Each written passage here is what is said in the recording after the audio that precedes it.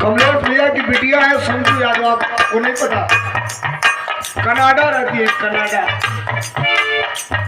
अब आप समझिए कनाडा जैसे देश में भी रहकर, ऑस्ट्रेलिया जैसे देश में रहकर भोजपुरी के प्रति इतना लगाव और इतनी मोहब्बत लड़कियां नहीं है, ये भोजपुरी के प्रति लगाव है। 100 रुपया आपको और 100 रुपया हमको। बहुत नमस्कार। उम्र में अगर छोटी होगी तो आशीर्वाद, बड़ी होगी तो नमस्कार। परिवार का नाम आप सब रोशन करें, इसके लिए बहुत बहुत बधाई, बहुत बहुत।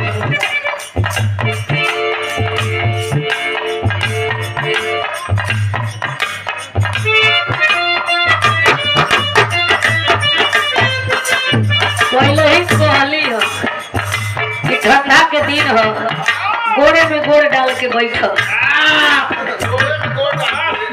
कुल काम वही काम ना होता। तो कूदा कूदी के ही खेल कैले आप कहत हो कि रसमलाई से बढ़िया, रजाई से बढ़िया। आई हो